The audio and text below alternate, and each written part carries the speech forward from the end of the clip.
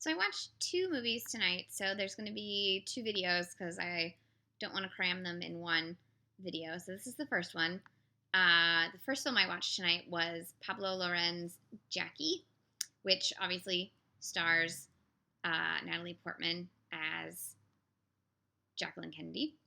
And it's sort of set in 1963, right after the assassination, and you get when she's being interviewed by Life magazine, but it's sort of a mixture of that moment during and after the assassination, like within that 24 hours and the planning of the funeral area, and then like a couple of flashbacks to previous happier times at the White House. One when she was doing her tour of the White House, and explaining how she was bringing the history of the previous presidents back to the White House, and then a private concert dance thing that happened one time that was referenced in the interview. So it's sort of one of those films that's sort of structured. It's like a non-narrative structure because it flashes all over the place. But it's sort of the through line is the emotional beat of what's going on with Jackie throughout. I thought it was really, really great. It's lush. It's morbid. It's weird. It's full of just nutball performances. Natalie Portman, like, probably the best thing she's ever done. She's got that Jackie voice, like, down. Peter Sarsgaard as Robert Kennedy, like, holy wow. He doesn't quite look like Bobby, but, like, he got the mannerisms. And then, like, for those of us who love Zodiac, John Carroll Lynch as Johnson, which is just, like, anytime he shows up, I'm like, okay, the Zodiac Killer is here. Greta Gerwig's great in a very low-key performance. Billy Crudup, who I haven't seen in a film in a while, quite good. But the bulk of the film, and John Hurt, like, out of nowhere, but great. And Beth Grant playing Lady Bird Johnson, as she should.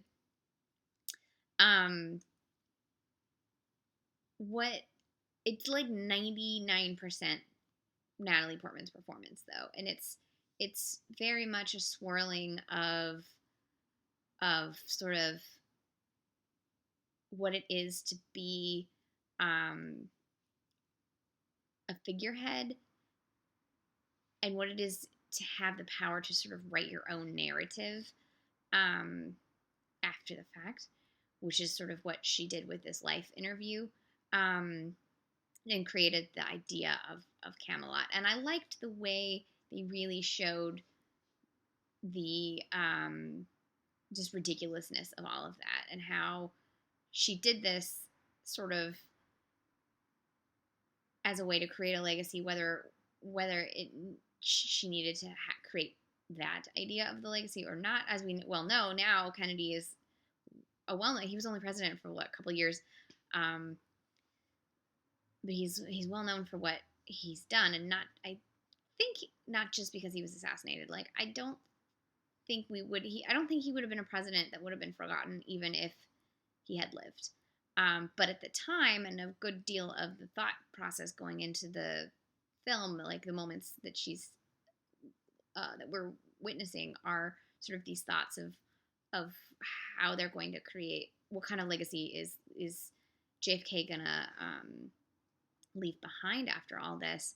And that's all swirled in with her having to deal with grief, while at the same time having to deal with the ridiculousness of having to move immediately because her home is the home of the president, and her husband is now dead and not the president. And all of that is really sort of heartbreaking to watch. And there's bits of the movie that almost feel like a dark comedy, to be honest. Definitely the best montage I've seen all year, and one of my favorite scenes of the entire year is this section in the middle when she's back from Texas and she's dealing with the grief, and she's just been wearing this iconic pink suit, like, covered in blood for what feels like days. I'm not sure how long it was actually supposed to be, but it felt like days. felt like you were watching her doing so many things, just still covered in the pink suit and blood. And she's finally like showered and taken some pills and trying to relax. And then she just goes nuts and starts trying on like all these dresses and drinking all this wine and walking around the White House and remembering, what was and what she's lost. And it's just such a beautifully swirled moment of just bonkers um, moments. I just thought it was great. And there's, as has been pointed out, I think by others, there's a heavy, heavy, heavy feeling of Catholicism throughout the film, and what that meant for her as a person and her family. And yet, when the reporter tries to talk to her about that, she like shuts him down, and it's interesting because the whole film sort of is wheeling around this fact that this was such a big part of their lives. I don't know. I just thought this was just. I enjoyed this film a lot. Lushly made, bonkers. A friend of mine says it's destined to become a camp classic, and I have to agree. And I don't think either of us mean this in a bad way. We mean this in a very good way. So, anyways, you should check this film out. I quite enjoyed it. It's probably gonna make my end of the year list because I really enjoyed it. So this was, how do you say his name again? Pablo Larraín. I'm saying this as if it was French. He is not French. Pablo Larraín. I don't know. Jackie, written by Noah Oppenheim, starring Natalie Portman as Jackie. I think it's quite good.